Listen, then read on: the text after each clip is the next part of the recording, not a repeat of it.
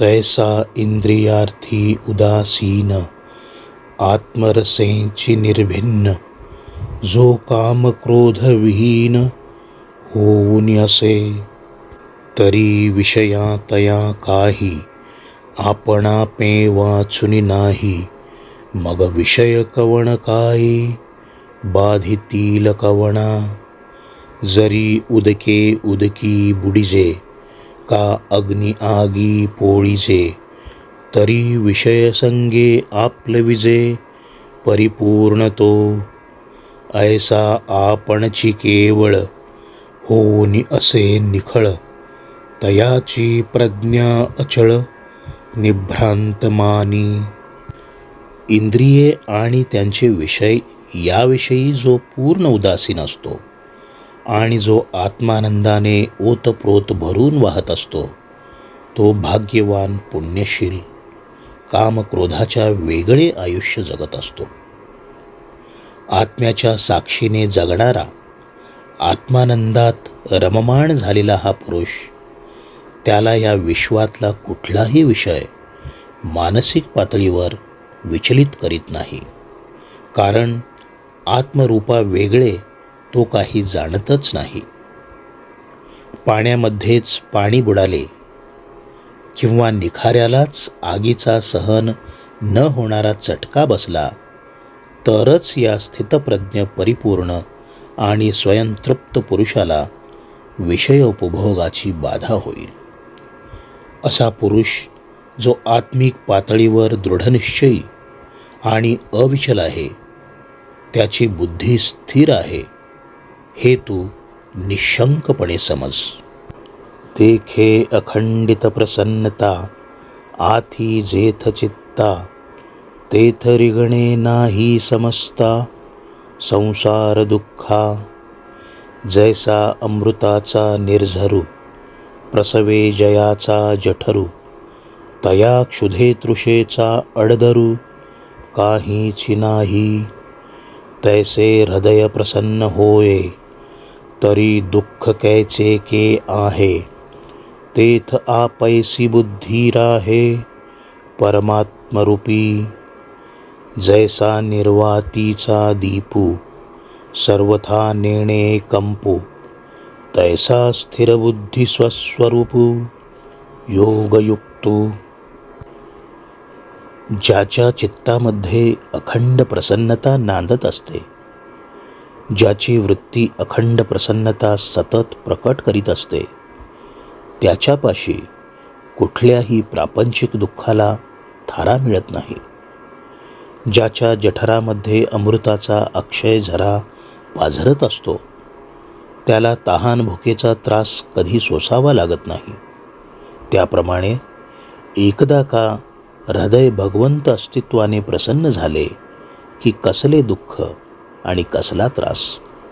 अशी प्रसन्न स्थिती एकदा का लाभली की बुद्धी परमात्म स्वरूपात आपोआप स्थिर होऊन राहते.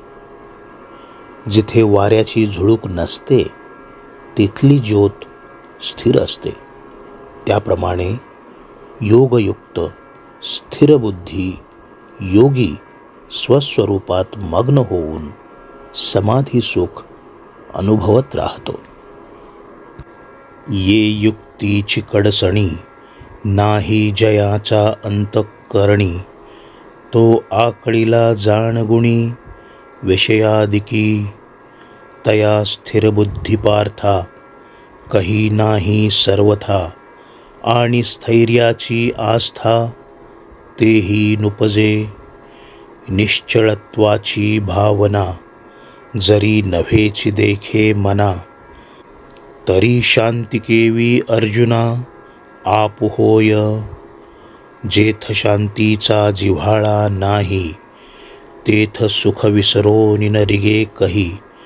जैसा पापियाचा ठाई, मोक्षुन वसे. देखे अग्नि माझी घापती, तिये बीजे जरी विरूढती. तरी अशांता सुखप्राप्ती, घडो शके. म्हणून अयुक्तपण मनाचे, तेची सर्वस्व दुःखाचे. या कारणे इंद्रियांचे दमननिके. योगयुक्त आयुष्य जगण्याचा समर्थ विचार ज्यांच्या अंतःकरणात अजिबात रुजत नाही, तो विषयासक्त पाशात घट्ट अडकून बसतो. अशा विषयासक्ताला कधीही स्थिरबुद्धी लाभत नाही आणि मुख्य म्हणजे स्थैर्यपूर्ण आयुष्य जगण्याची आस्थासुद्धा नसते. ज्याची बुद्धी स्थिर नाही, वृत्ती निश्चल नाही, त्याला असीम शांतीचा लाभ कसा काय होणार? ज्यांच्या अंतःकरणात शांतीविषयी जिव्हाळा नाही, अशा पुरुषांना मोक्षाचा किनारा कसा लाभणार? अग्नीत टाकलेल्या बियांना जर कोंब फुटले तरच चित्तात अशांतीचे साम्राज्य असलेल्या पुरुषाला शांतमय सुखाचा लाभ होईल.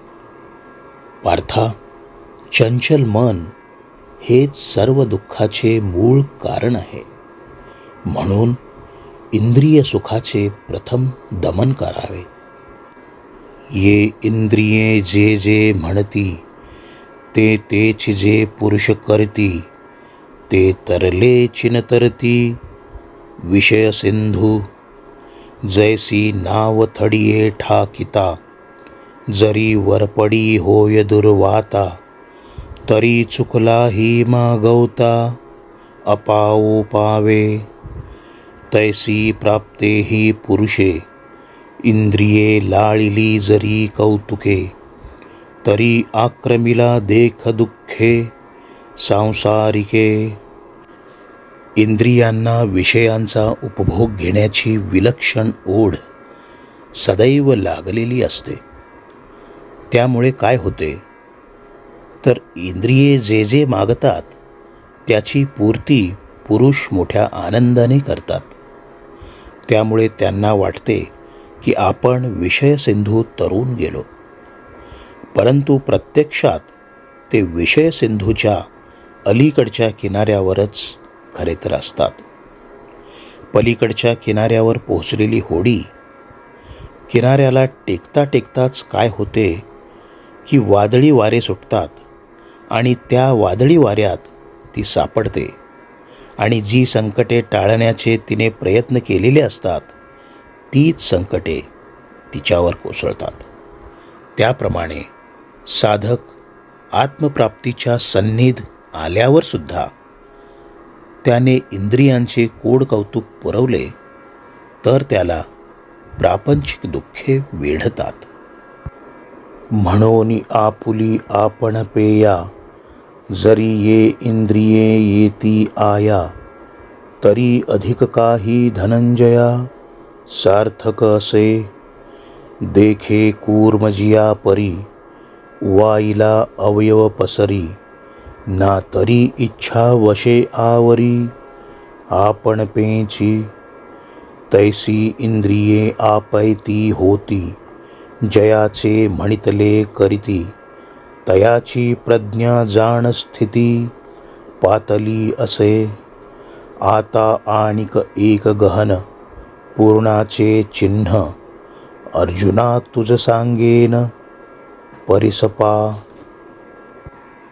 विषयांना सहजी वश होणारी इंद्रिये स्वतःच्या कह्यात पूर्णांशाने आली तर तू मला सांग, साधकाच्या आयुष्यात याहून सामर्थ्यशाली सार्थक त्याला प्रत्यक्षात अनुभवता येईल का?